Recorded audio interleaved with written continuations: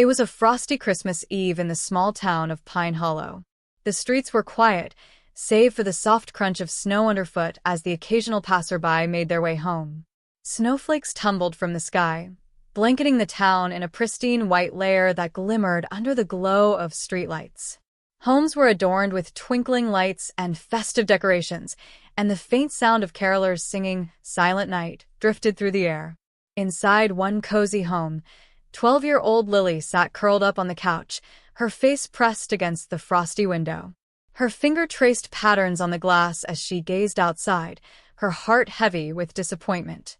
The warmth of the crackling fire behind her did little to lift her spirits. "It's not fair," Lily muttered, her breath fogging the window. "Christmas doesn't feel the same without everyone here."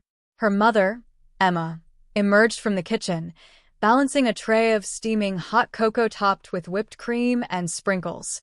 She set it down on the coffee table and handed a mug to Lily, her face soft with understanding. "I know it's hard, sweetheart," Emma said, sitting beside her daughter. "But Uncle Jake is stationed overseas, Aunt Clara's family couldn't get a flight, and Grandpa and Grandma aren't feeling up to traveling this year." Lily nodded, though the lump in her throat remained.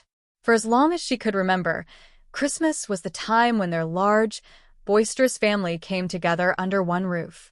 The house would be filled with the aroma of Grandma's famous gingerbread cookies, the sound of Grandpa's old record player spinning holiday classics, and the laughter of her cousins as they played games late into the night. But this year, it was just her and her mom, and the emptiness felt overwhelming. Emma placed a reassuring hand on Lily's shoulder. "I know it's not the same, but we'll make the best of it, won't we? We've got our tree, our cocoa, and each other." Lily managed a small smile, though her heart still ached. She picked up her mug and took a sip, the warmth of the cocoa spreading through her. Just as she began to settle back into the couch, a sudden knock at the door shattered the quiet. Emma frowned slightly, exchanging a glance with Lily. Who could that be at this hour? She wondered aloud, rising to her feet. The town was usually quiet on Christmas Eve, with everyone tucked away in their homes. As Emma opened the door, a gust of cold air rushed in, carrying with it the sound of a familiar voice. "Merry Christmas." Lily's eyes widened in disbelief as she saw Uncle Jake standing there, bundled up in his military coat and scarf, his smile as wide as the moonlit sky. "Uncle Jake," she cried, leaping off the couch and running to hug him. "You're home." Jake knelt down, enveloping Lily in a warm embrace. "I wouldn't miss Christmas with my favorite niece for the world," he said with a laugh, ruffling her hair. Before Lily could process the surprise, headlights illuminated the driveway, and another car pulled up.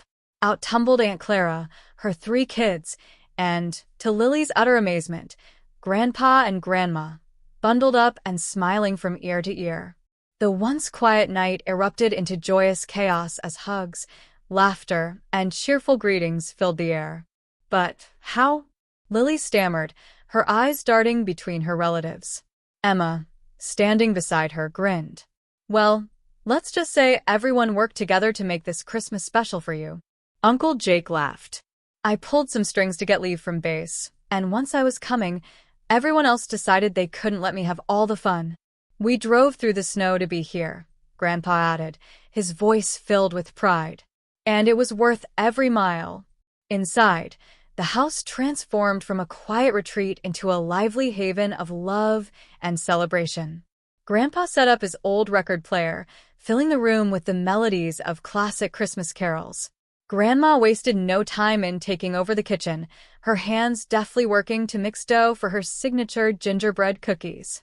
Lily eagerly joined her, rolling out the dough and cutting it into festive shapes, her earlier sadness forgotten. Meanwhile, Aunt Clara's kids raced around the house, stringing extra lights and helping Uncle Jake hang ornaments on the tree. Even Grandpa joined in, sharing stories of Christmases past that had everyone laughing until their sides hurt. As the night wore on, the family gathered around the fireplace.